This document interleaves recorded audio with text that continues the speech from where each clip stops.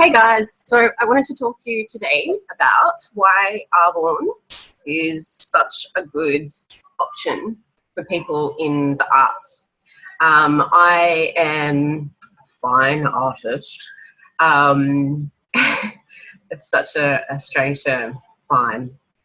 Anyway, I'm an artist, and I found myself in the situation where I was overworked and unpaid, sick and tired, been sick and tired, like this walking cliche, and I was not doing any art, right?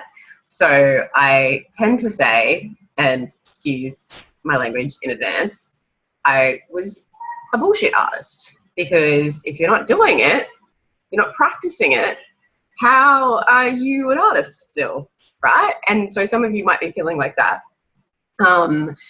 And I get it, and it's frustrating because it's like my job is getting in the way of my creative pursuits that I know. Like we know if you are a creative person, there's probably a drive inside of you that says, I know that what I do and what I can do when I do it is something that is valuable to the world, that's useful to the world, that is something that so many people are going to enjoy or going to be challenged by.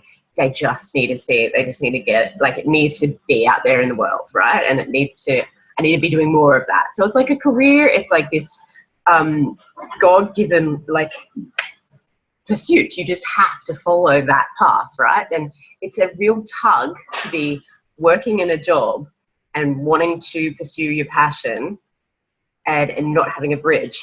You know what I mean? Like, to get there. So for me, it was 8 years in IT as a creative person, which actually it was 6 years in IT, 8 years that I've been together with my partner who owns an IT company. And for me, being a creative person, I found it really challenging at the start to just put all of that creative energy aside and concentrate and stare at a computer for hours on end, or to talk to people about things that I really didn't know that much about, even though I studied IT at school, and I had the best technicians to fall back on. I really had to step into a management role. I really felt my whole personality change. And because we lived across the road, at one point we lived in our shop, like in our IT premises. We actually lived there at the back. Crazy. Like, if we had to finish a job, we had to finish a job. So we were living and breathing work. However, at that place there was also a shed out the back. It was such a shack, by the way. If you're thinking, this doesn't sound great, Sam. Yeah, it wasn't that great. There was a shed out the back. So I did make a massive mess and had, you know, when I had some spare time, I was out there doing creative stuff. Some really weird artworks of mine came out of there, and the weirdest thing is they all sold.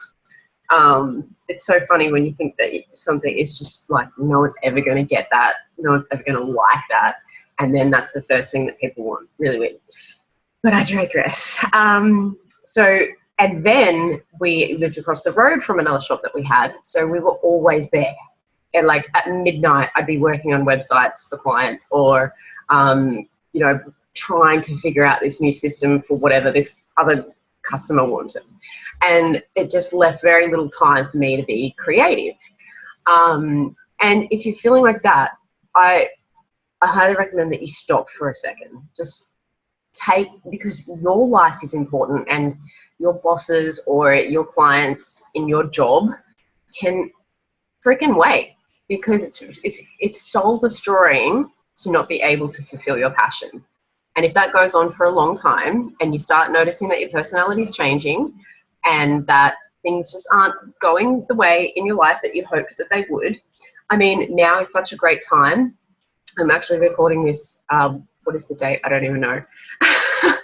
It's one of the days between Christmas and New Year in 2016. So we're about to go into a new year. So it's actually a perfect time to talk about this, because it was that time of year for me 3 years ago that I looked at something else. A friend of mine sat me down and said, Sam, you're working too hard. You know, I know you're a creative person and you're just not doing enough of that.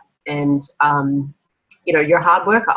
I think that a lot of people who are creative people are really hard workers, but they might be lacking motivation in their job because it's actually not what they want to do. I really am like internally motivated. I have to really want to do something for me to do it well. Otherwise, I'm a bit of a zombie. And that's why when I think back to when I was younger and working 3 jobs at once and just like a lot of retail work, and especially at this time of year, just being smashed with shifts and just being so busy. It was just like customer after customer after customer, beep, beep, beep, you know what I mean? It was awful. But it was this time of year that I sat down and actually took a look at something different that a friend was offering me. And a friend is, you know, it's nice to trust someone, but you can also trust a complete stranger. If you hear something that someone is saying that sounds like you, so if you can relate to this, right, then there's an element of trust between us. Even though I'm not like talking directly face to face to you, I made this video for you, right? I made this video for the people who are creative and are not having the time freedom to be able to pursue their creative desires. So if you're trusting me, then hear me out. Arbonne is an incredible vehicle for you if you want it to be, okay? So if you want something bad enough, but you actually don't change anything that you're doing, you've heard this before, then you're just going to end up with the same result. You know, if 5 years down the track, are you going to actually have the kind of life and the lifestyle and the creative, you know, success that you want if you don't do something different to start that kind of ball rolling today? So I sat down with my friend. She showed me the basics of the Arbonne business. I spent all weekend researching it.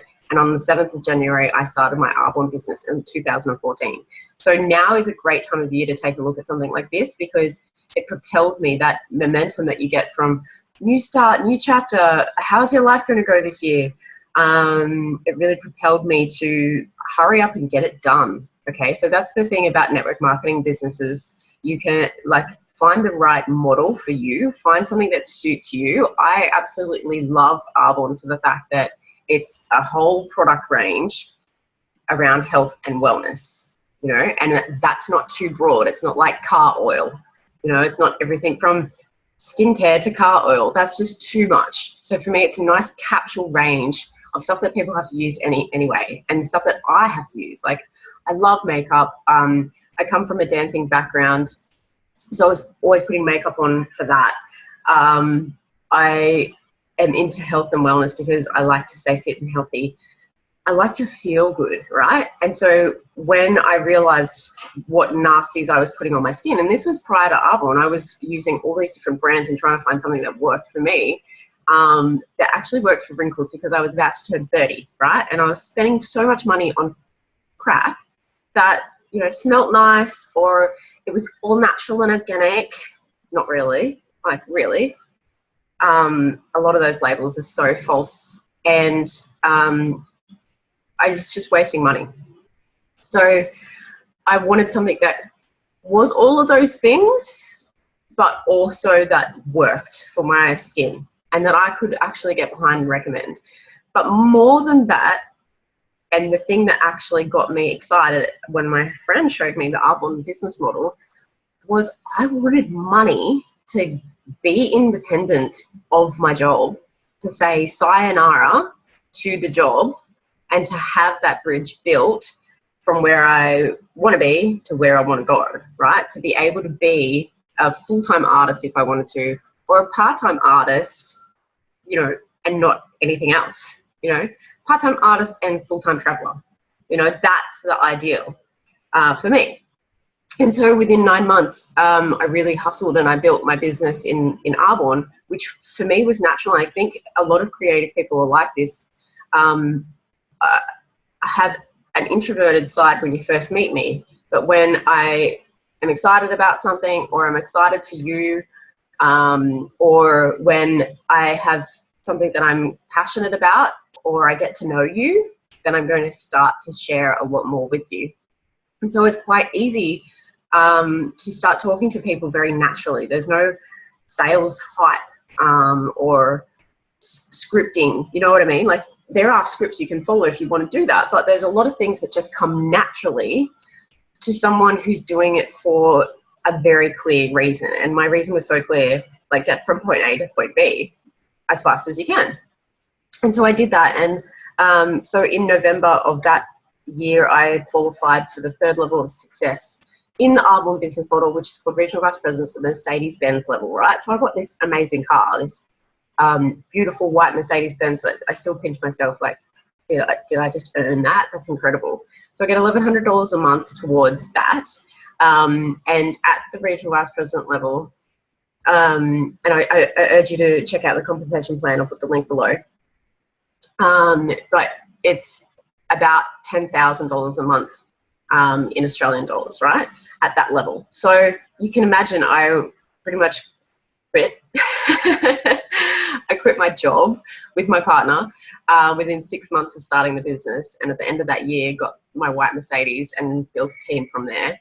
More and more people. And I'm so keen to hand out more Mercedes-Benz keys to other people and help them do that. Because now that I've been able to, you know, leave my job, leave the things that were changing my personality. I was like this boss bitch, and now I'm back to more happy-go-lucky Sam, is really huge. Like, you can't underestimate that. And to be able to do that for other people, or allow that to happen, or offer that path, I guess, that vehicle to someone else who has a desire. And it might not just be creative people, but like, I love talking about this business with creative people because I see the struggle and I see them like really just loathing their job.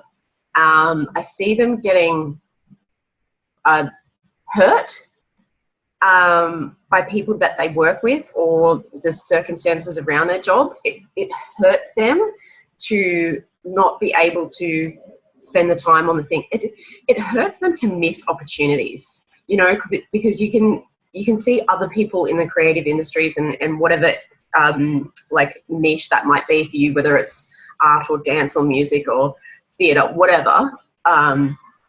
You can see other people, peers of yours, who have had their lucky break and have been able to take that and run with it. And you really want to be happy for them, but you're also like, what about me? Like, when is it my turn? And I really think you've got to take things into your own hands at some point, and make that change, like make the time. It's quite a backward way of doing it. You know, it's like, don't be the starving artist. Go and create something where you actually have the time, and then the financial freedom. A lot of the times, creative people need funds behind them, right, to be able to build a portfolio, travel to this audition, you know, record an EP, whatever you need to do to get the attention of the people that you know are just going to love your stuff, right? Then that takes time and it takes money. And for me, that's what I've been able to do. So it's been 3 years for me in Arbonne, now coming up to the 7th of January, 3 years. And I've taken my art business online. It's always been online, but I've recreated it and actually spent some time making sure that online portal works. And that costs time and money. And then I've been able to create a new collection and put it into print form, you know, get collaborators on board, network with different people. I've done so much learning in those 3 years, and now I'm ready to launch my platform. Like, it's already selling and, you know, churning over quietly in the background, but I still have that big goal. So it's been a slower process than I would have liked, but it's progress, right? If I had stayed doing what I was doing, those 3 years would have passed anyway, and I would still not be doing anything creative, right? I might get to draw on the weekends, or if we went away on holidays. Literally, I would go away on holidays while I was working in IT. We'd get like 1 holiday a year, sneak away, because we were the owners as well. So it really was like, we had to be there. I would sneak away, and then I'd find the nearest art shop or newsagent or whatever. I just had an urge every time that I had downtime to draw or write poetry or whatever. You know, my creativity would come back, but it would take a few days to ignite again. So now I have big dreams about, and clear dreams. I've always had big dreams and clear dreams, but now I'm actually able to take the time and take the funds that I created through an Arbonne business and apply them to my creative business. And I'm really excited to do like the update video for you that says, you know, I've released 4 new collections this year. I've turned over $20,000, whatever. Like I really want to show you what the next year is going to be like. It takes time to create what you want to create, but it doesn't have to take that long. Literally, if you can create an income stream that is, you know, can be global, right? So if you want to know more specifically about the Arbonne opportunity, then check out one of my other videos.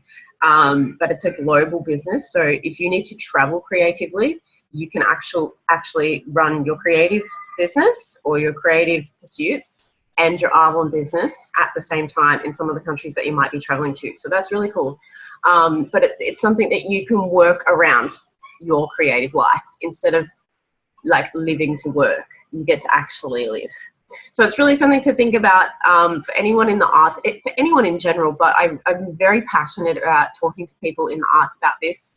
I have an amazing rock star in my business, literally rock star. Like she sings and belts it out, and she's been in the Sapphires, and I just love her. She's amazing. So I'm really excited to interview her over the coming months and see what she creates with her Arbonne business. And then, you know, it's not just about me. You know, it's not just, it must have been a fluke for that girl, right? And there's lots of fears that can come up, and we can go through that. I have another video about all the fears that came up for me and how I overcame them, so you can watch that as well. But other examples are, you know, my great granny in my Arbonne business is Sue Cassidy, who is a singer-songwriter in her own right in the USA. Incredible woman, absolutely, like, she didn't need this business for the money, right? But she needed this business for time.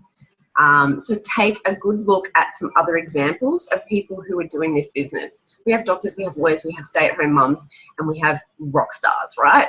So if there's something that you want to do, if there's a creative pursuit that is calling you and you're currently ignoring it, then stop over the next couple of days, stop right now, and really take a look at an opportunity where you get to take control back and create that bridge so that you can actually start living your creative purpose. Okay? I hope this has served you. Mwah!